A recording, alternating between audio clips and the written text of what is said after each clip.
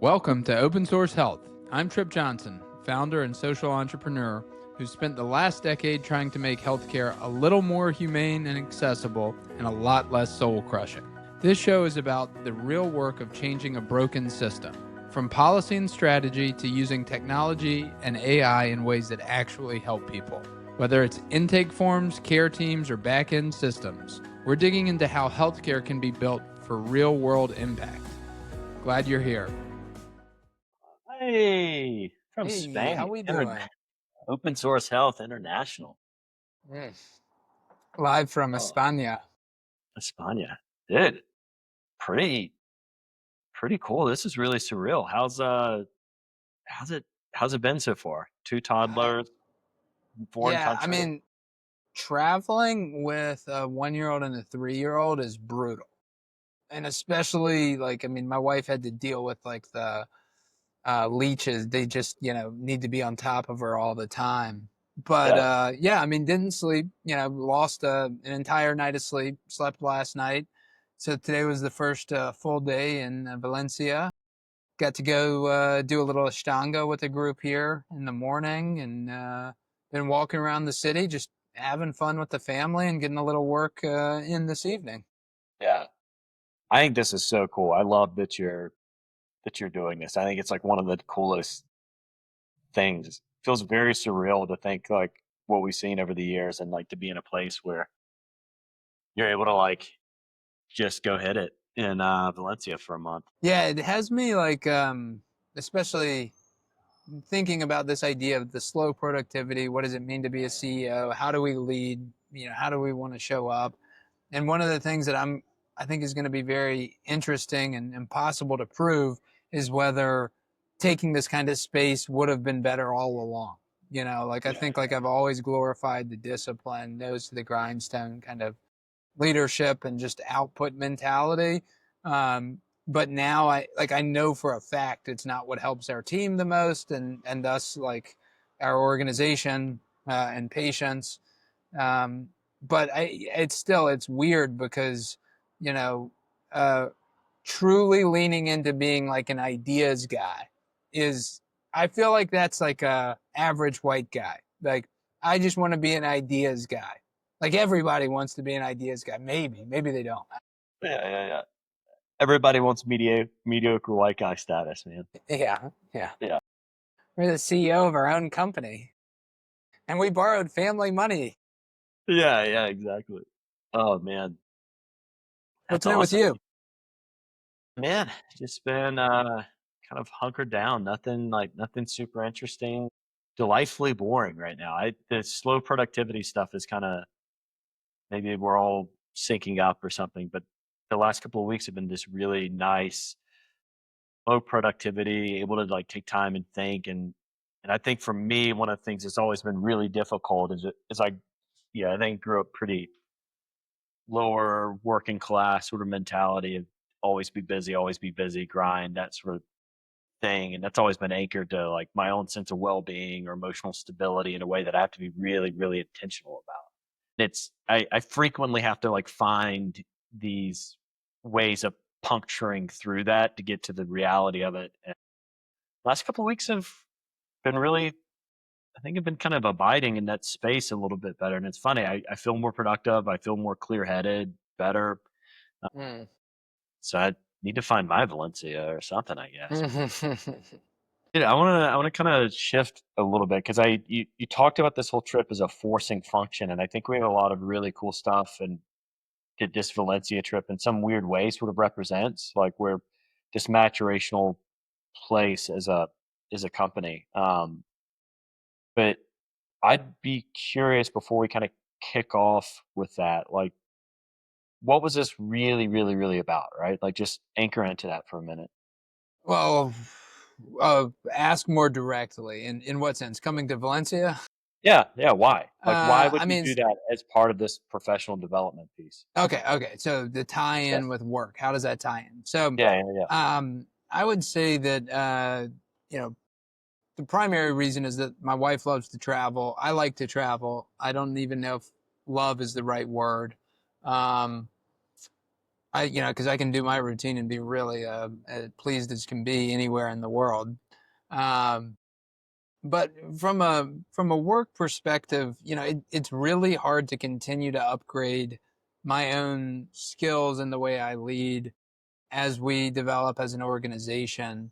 And as we grow, like what's needed from me and how I can be the most helpful just changes, and that's often why, as companies mature, they get to a certain size and then you bring in professional management or private equity because they know how to take a business to the next level.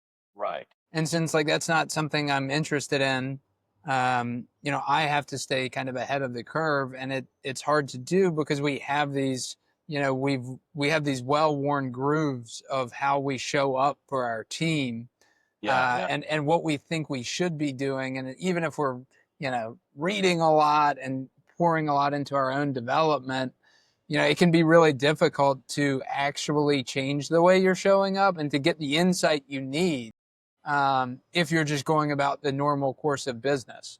And so, for in a lot of ways, this trip represents, yeah, the real shift from being an in the weeds and I'll call it an internal CEO to being more of an external CEO who, plays a more consultative role with our current operations as opposed to like driving what we're supposed to be doing. Yeah. I think it's interesting to me when I think about what this trip sort of represents. It's everything you just said, but it represents the culmination of a lot of hard work, right? Like we've laid all of these. We didn't hire out. We didn't bring in outside experts. We didn't do all of this other stuff to sort of it would require taking on PE money and that sort of thing, where we could have fast tracked it, but we decided to build all of this internally as part of our commitment to being a developmentally, intentional organization and focused on that. I Man, in the last couple of months, it really feels like we're seeing the fruits and the benefits of that and our ability to sort of as a at the leadership level manage so much more because we took the time and the sweat equity and invested in building these data structures, these data hierarchies, our dashboards, and to be able to observe and see this stuff and build what we need to be able to feel comfortable like stepping away and clearing out space to be able to be more thoughtful. And I think to me, this like, that's what's really cool. Right now we have you know, our chief medical officer with Dr. Books chilling in Spain and you're there. And, you know, most significant portion of our leadership is working abroad right now, but we've taken the time to set that up and do it intentionally. And that's really Yeah. cool. Right. Yeah. What's the thesis behind that? Why? Hey, like, why is it so important for you to build a company where that is the case? Like, how does that tie into the organizing thesis of this whole thing?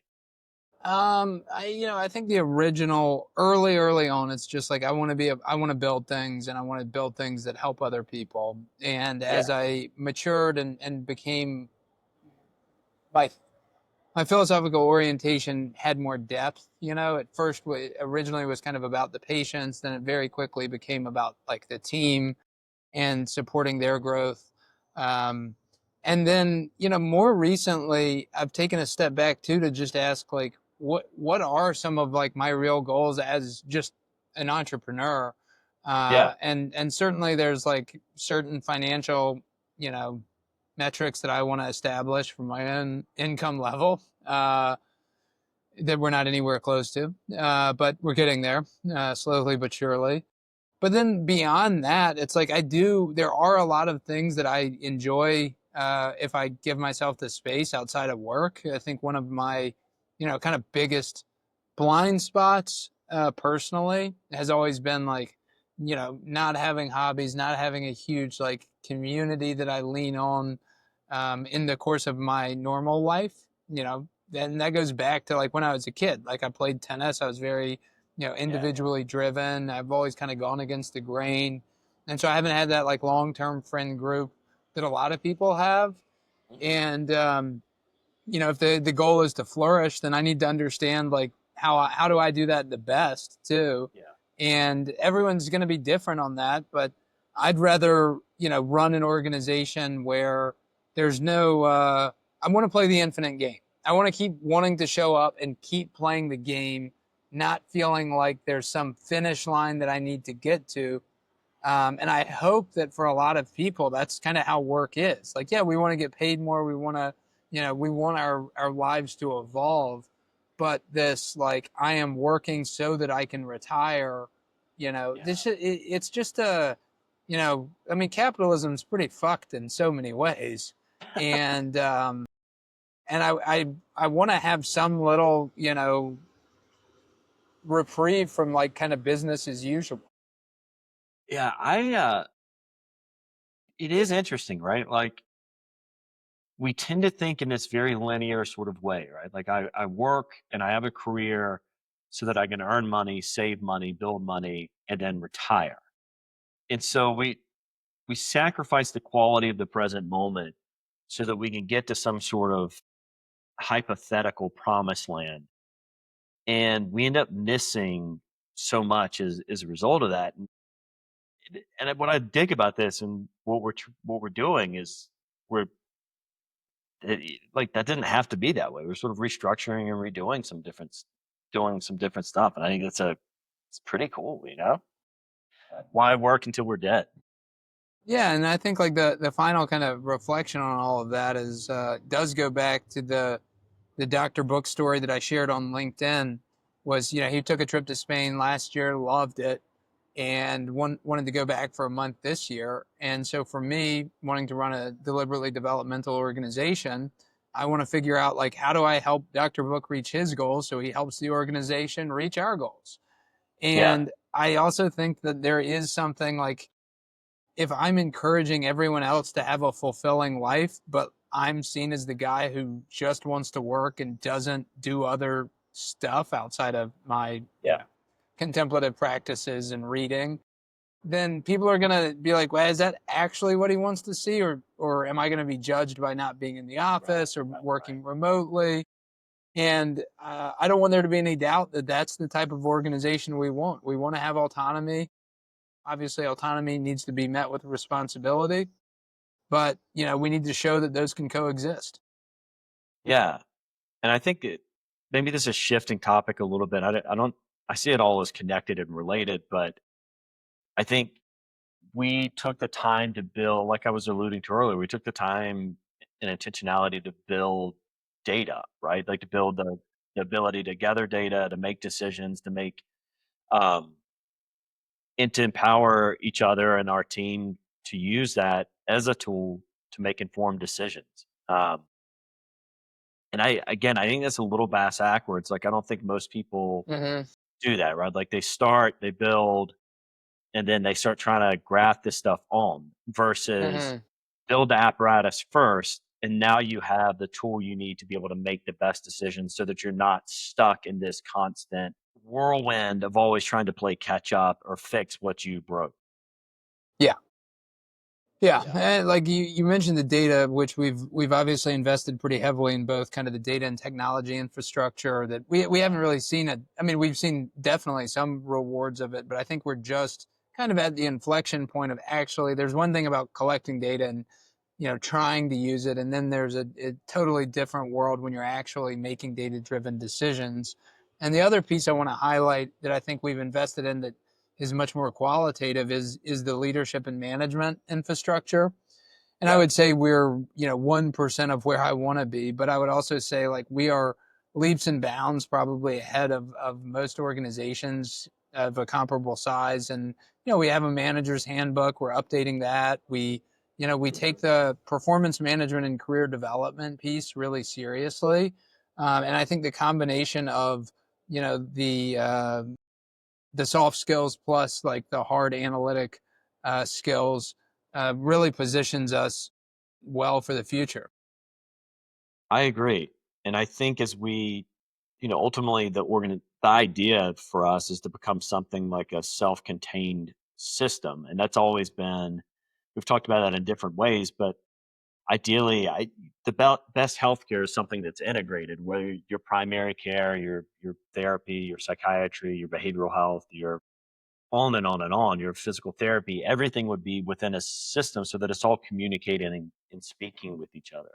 But it takes a lot of work to do something as complex as that. I think there's other organization, maybe this is more of a tortoise and the hare situation. I think there's probably a lot of like standard PHP, IOP for substance use or outpatient practices or various entities that it'd be easy for us to get really distracted by and say, man, these people are killing it. Why aren't we?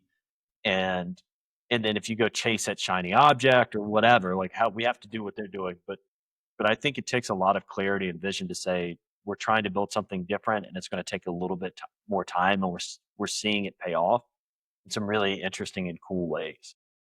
Yeah, one of my advisors over the years, Alan Hughes, always makes the statement that variation drives cost. And the point of that is you know either want to specialize you want to specialize in a niche, and you want to have a process that doesn't all of your processes shouldn't have a ton of variability to them, so you can appropriately measure them and improve them. And this becomes immensely complex when part of your core strategy is integration. To be a closed loop healthcare system that really promotes flourishing for our team and for our patients, we are talking about a lot of variability. And so we need the equivalent, data and analytics infrastructure and the management infrastructure in order to handle that complexity, and not trip over ourselves as we continue to grow and try and fulfill this vision of like that closed loop healthcare system. Yeah. And I know like it's never fun podcast fodder for other people, but it's, we can only reference what we can reference, right? But for me, we had again, like another sort of seminal sort of moment, right? We're in the process of, we've done this precursory sort of analysis, and we know that there's a lot of things lacking in terms of uh, mental health care in Eastern North Carolina and Raleigh, kind of further east, but just like PHP, IOP for just pure mental health. There's plenty for substance use, but there's not a lot for mental health. And our clinical director and team, all of us really as part like that, we've all sort of decided that this is a thing that we want to build, right? Like that's the next iteration or the next add-on or the next portion of the closed system. And how do we do that?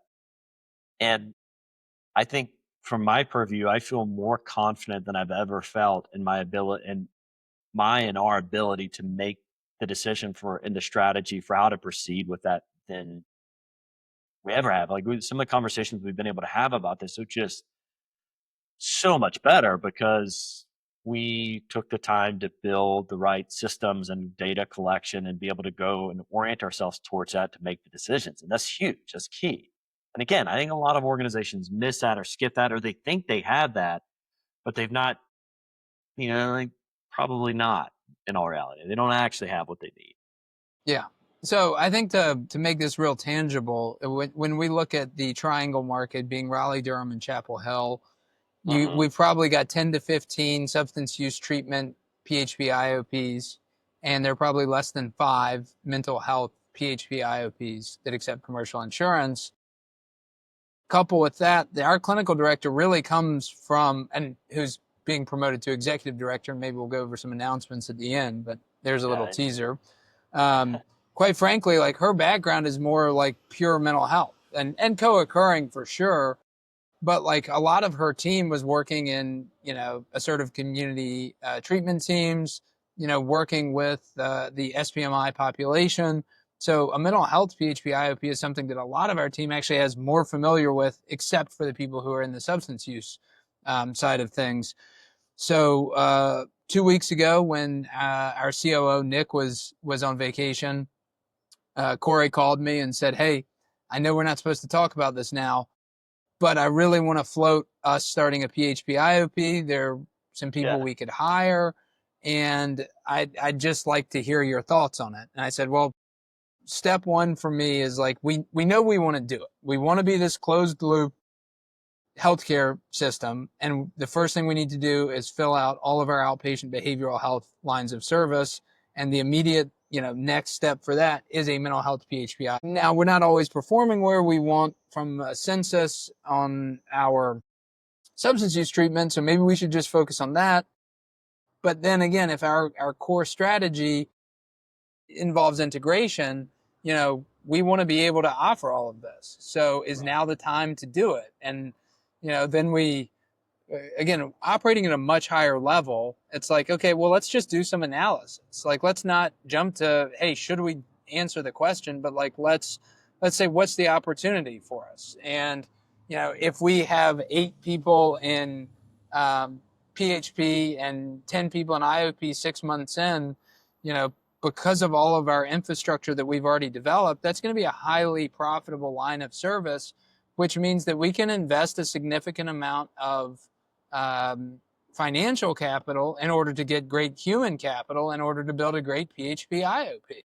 And so now all of a sudden we're walking down the path of we want to start this. It is on the list.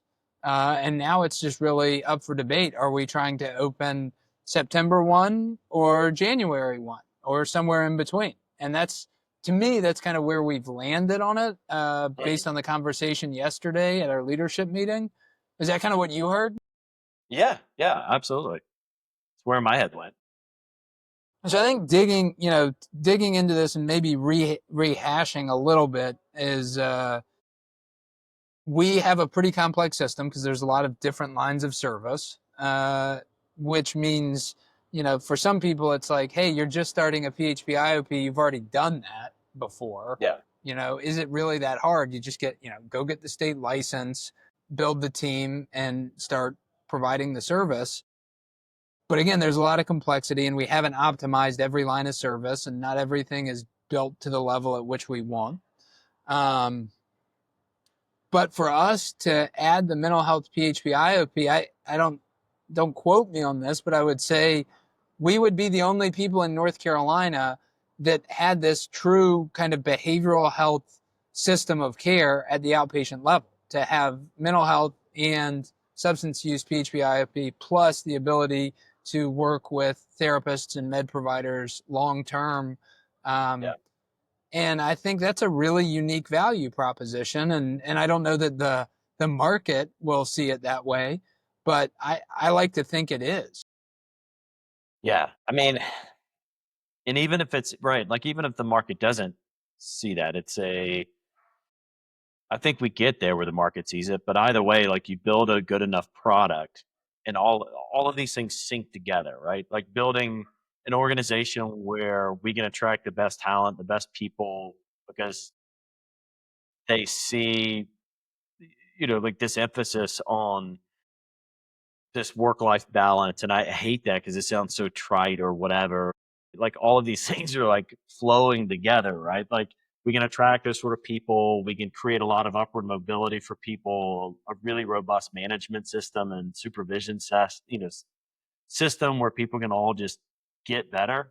That's a cool thing. Like that? I just turned on my Yeah. my You can my see the light light. on my phone so you can see Yeah. me a little bit better, because I know everyone on YouTube wants to look at my face. Yeah, exactly. Yeah, and Yeah. then on top of all, like you said, like to make this a place that people want to work long term is really, really exciting to me.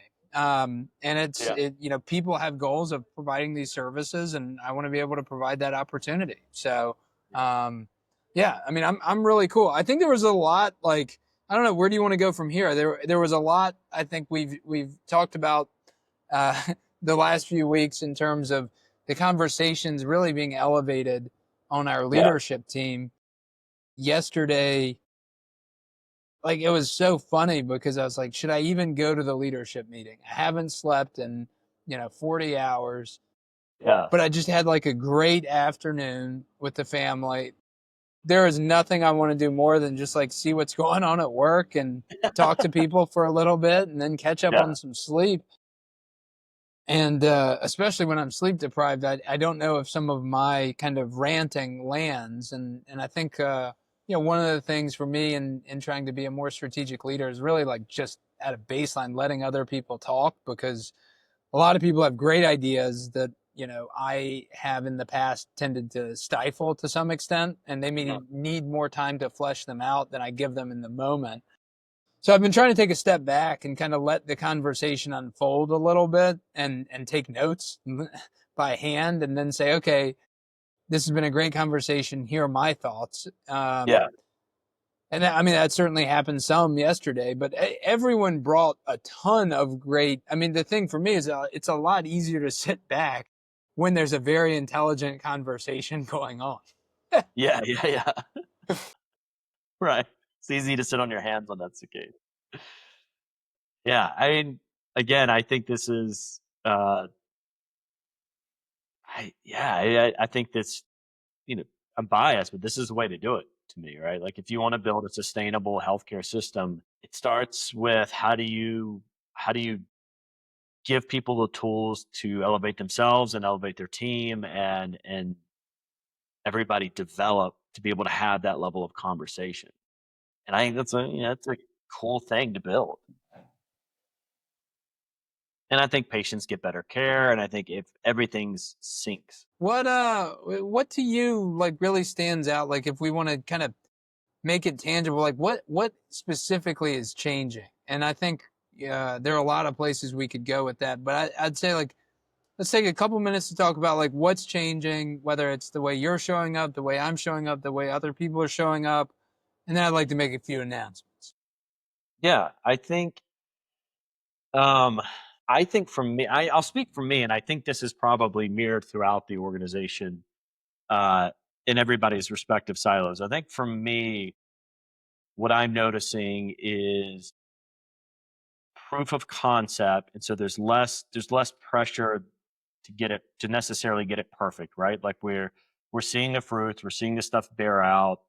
We can look at it. We have the ability the tools to discern what's happening, um, and I think as a result, I'm able to start settling into a more specific role where I can gain some degree of mastery. I think other people are starting to have their role sort of carved out. As we've scaled and at the level that we're at now, we're not having to wear as many different hats. And so we're able to develop a greater degree of competency. Um, and I think not living in some sort of like fear of catastrophic failure, at least for me, allows me to show up in a way that's more regulated, more calm.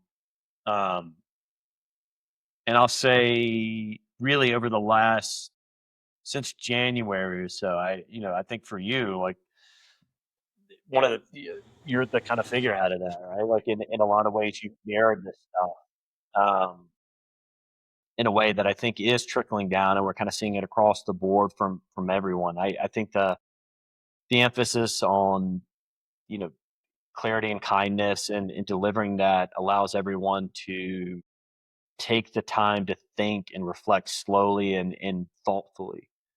I know that's not necessarily super specific, but there is something like there's a lot of intentionality in that I think has shifted and changed culturally for us, and I think it's important, right? Like you can't because all of that stuff trickles down, right? Like if I'm having a bad day, if I'm not showing up well, people on my team aren't going to show up well. They're not going to execute well, and for patients, they're going to be experiencing providers that are like burned out, that are stressed, that aren't feeling well, or whatever. So I think there's this sort of collective calm and confidence is taking root. Would be Yeah. my 10,000-foot observation of it, and Yeah. my personal experience with it.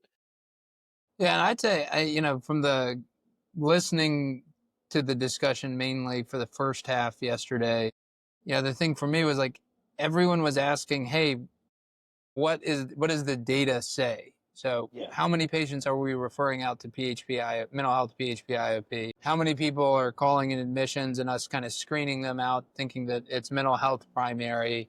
What are the financial metrics we need to hit? Everyone was having a very data-driven discussion without turning it into just like how do we make more money or Yeah. and that was just really cool. And then I think like for me again, what's interesting taking that kind of step back and not trying to solve a problem but just lay out the path on like what successfully solving a problem looks like, it does really turn down the temperature. Like we already think we think, I'll say, I know we have a world-class team. And if that's the case, then, we should be able to make world-class decisions and execute, great patient care and have a great culture. And so then it's really just like, hey, how can we follow a somewhat deliberate process? And so instead of, in the past, what we've done is like pin a project and the success or failure on one person, right? Like you're in charge, you're accountable. As we're evolving, like our CTO Butler, introduced me to a framework that I love, like called a RASCI model, which is RASCI. So responsible, who's the responsible party, who's the accountable party, who's in a supporting role, who's in a consultative role, and who just needs to be informed. And a lot of times, like I was taking the, responsible or accountable party kind of seat for a lot of projects. And now I think that's shifting into a consultative or a lot of times just an informed role. Like I need to know what's going on, but that's about it. And if we can kind of put a team together and then start a working group to, follow our planning guide, then like I think we can execute this. We can figure out what timeline works for us to keep us, not feeling like we're treading water, or, we make some progress on the mental health PHP IOP, but then our existing services or metrics start to suffer. And that's just really exciting to me. Like we're walking and chewing gum at the same time. And for me to say that means that we are managing a lot of complexity well, because quite frankly, like I don't lend enough credence to how difficult it is to just pull off what we're already, doing and trying to do it really well. So I'm really just stoked about the, how this mental health PHP IOP is going to roll out over the coming months. Yeah, same. It feels like a good litmus test for all of this stuff too. Totally. Like this is a real proof of concept on how we manage projects, how we lead. And yeah, I mean, it's genuinely very exciting, and it's exciting that like we have a goal. There's a loose timeline right now, but it doesn't feel chaotic. Yeah, man, God, that feels good. So a couple quick announcements before we hop. In light of this idea of this, being deliberately developmental and how this has become a core strategy for us. So we talked about Dr. Book taking some time off and being able to spend a month in Spain later this year. He's here in Europe for 2 weeks right now. That's something that he really values, is taking time to travel with his family. So he's able to do that. He's also moving into the role of Chief Medical Officer, which is probably long overdue, but seems kind of silly when you only got, 5 medical providers to have a CMO. So he's moving into that role, largely also in part because now we have Dr. Alexandra Spessett joining the team, who Dr. Book actually trained her when she was doing her residency at Duke. And she worked with our executive director, Corey, at Carolina Outreach, where they started a walk-in clinic and really innovated on the behavioral health side. She's coming in to be the medical director of the Triangle. So in some ways, I think that evolves into like a regional, VP or a vice president of medical services. She's going to be really focused on, developing our clinical treatment guidelines and putting a little more kind of structure and process into what we're doing on the medical side of things. And then Dr. O'Connor is going to be focusing more on patient care as opposed to some of the administrative responsibilities he's had, and be doing a lot of psychodynamic training in order to kind of bring some of that back and also train our PAs and nurse practitioners on in-depth psychotherapy practices. And again, just to close the loop on the deliberately developmental piece, Dr. O'Connor moved into a medical director role about 6 months ago. and or maybe a year ago, and over the last quarter or so, a lot of conversations have been had. It's like, hey, is this aligned with what I want to be doing right now in my career? And he said, you know what, like I'd rather not be in this like administrative kind of role as much, really focus on developing certain clinical skills and bringing that back into my supervision with our team. And for him to be able to say that, for Dr. Book to say, hey, I think I should be the CMO, Dr. Special should take over, that means a lot of people are having conversations about their careers that is aligning, Yes. their work with what they actually want to do work-wise and build the lifestyle that they, want to have. And to me, like that is the most rewarding thing possible. And it is so cool to see people step outside their egos and just be able to say, hey, this is kind of what I want to do. Is this possible? And for us to figure it out. Yeah. I think this is, as we're wrapping up, the thing that's really cool to me, right? This is the benefit of having something at scale, right? You've got room and a place for everyone to find themselves and find what it is that they're uniquely skilled at. That's a really, really cool thing. Totally. Cool, All man. It's right. late for Well, you. You got to go to yeah, bed. I'm going to go. It's 10 o'clock. Got lead practice in the morning, so I'm going to go get a little rest, and hopefully the kids sleep through the night, because if not, it's going to be brutal. Good luck with that. All right. I'll see you, man. All right. See you, man. Bye.